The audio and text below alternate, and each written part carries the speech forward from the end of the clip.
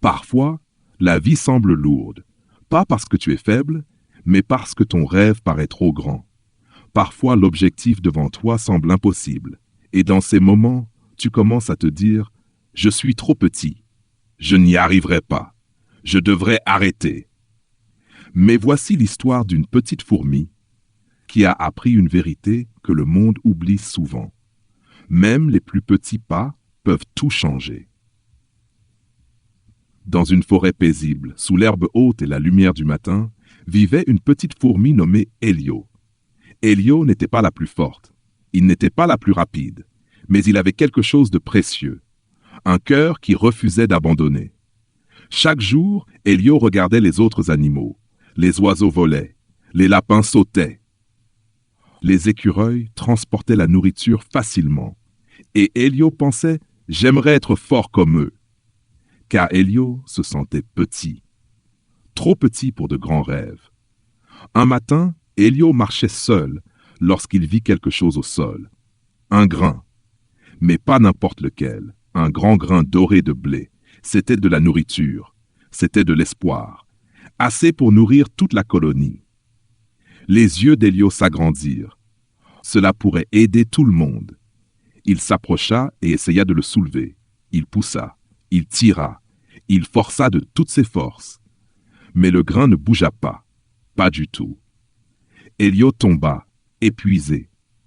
C'était trop lourd. Et la vieille voix revint. « Tu es trop petit ». Elio s'assit près du grain. La forêt était calme, et pour la première fois, il eut envie d'abandonner. À quoi bon essayer, si je ne peux même pas bouger un seul grain? À ce moment-là, une fourmi plus âgée passa. Elle s'appelait Mira. Elle regarda Elio, puis le grain, et elle vit sa fatigue. « Journée difficile ?» demanda-t-elle. Elio hocha la tête. « Ce grain est trop lourd, je voulais aider, mais je ne suis pas assez fort. » Mira sourit doucement. « Elio, sais-tu ce qui rend une fourmi puissante ?» Elio cligna des yeux. « La force ?» Mira secoua la tête. « Non, la constance. » Elle montra le grain. Ce grain ne bouge pas avec une seule poussée. Il bouge avec 100 petites poussées. Elio écouta. Son cœur frissonna. Mais, et si j'échoue? La voix de Mira devint calme et forte. Alors tu recommences.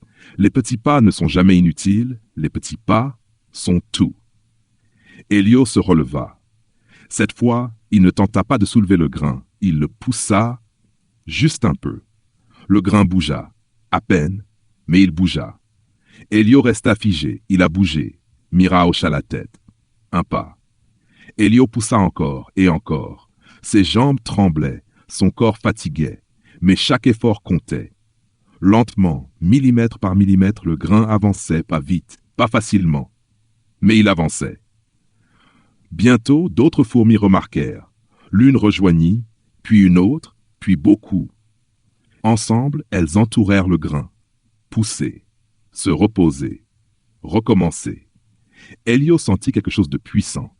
Pas la force, mais le sens. Des heures passèrent, et enfin, le grain arriva à la colonie. Les fourmis célébrèrent. De la nourriture pour tous, de l'espoir pour chacun. Elio regarda le grain et comprit. Il ne l'a pas déplacé parce qu'il était fort. Il l'a déplacé parce qu'il n'a pas abandonné. Ce soir-là, Mira s'assit près de lui et murmura « Ne sous-estime jamais les petits pas. Les grands rêves ne se construisent pas en un jour. Ils se construisent par de petits efforts, répétés encore et encore. Alors, si tu te sens bloqué, si ton rêve semble trop lourd, souviens-toi d'Elio. Tu n'es pas trop petit, tu es simplement au début. Et les débuts sont faits de petits pas. N'abandonne pas, continue, un pas à la fois.